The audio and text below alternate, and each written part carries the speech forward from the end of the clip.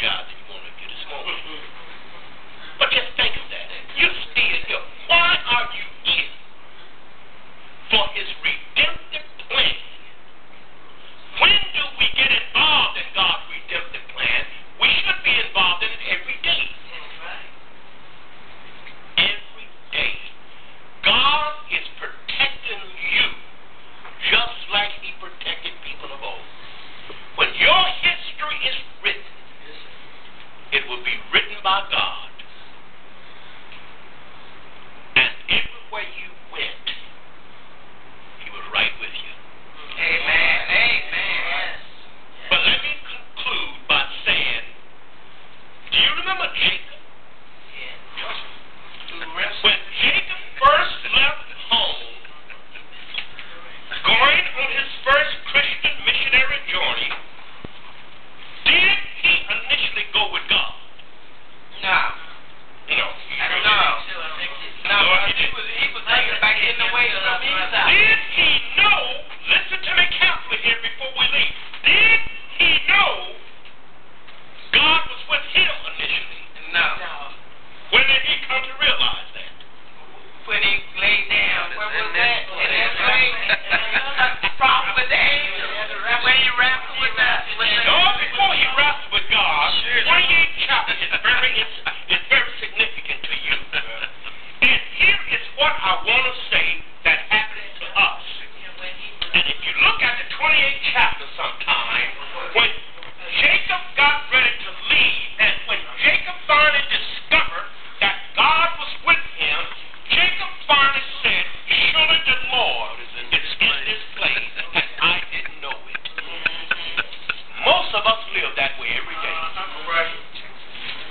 God is with us every day, and we just don't know it. The 28th chapter. And that's why he went on and tithed. That's why he went on and built a little altar. That's why he worshiped. That's why he worshiped. Wherever two or three gather together in his name, it wasn't but one person, Jacob, but somebody else had to be with him to worship, wasn't it?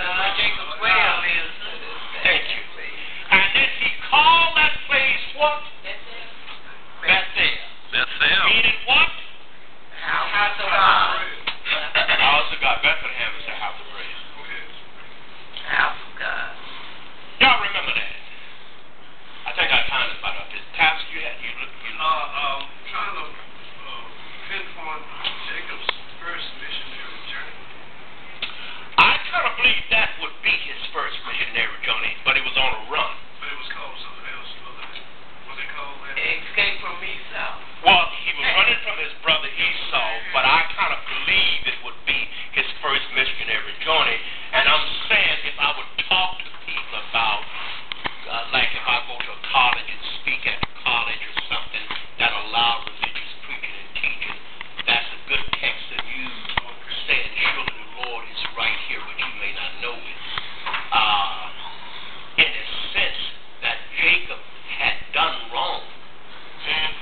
But it doesn't negate the fact that God wasn't still with him. Because God was with Jacob.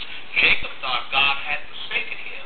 But when he saw that ladder going into heaven and coming back down, he knew that was his blessing. And I love that statement. He said, woke up and said, surely the Lord is in this place, and I didn't know it. But he goes on and makes a conditional promise to him. If you bless me, you take me where I want to go, you bring me back to my parents' home, I will give you a tenth of all I got. What? Tithes belong to God. Yeah. Dr. Hawkins, Yes, ma'am. what was gave him the idea of when he and his uncle Laban had these sheep? Did he have some kind of knowledge of God then? Because Well, yeah, but that was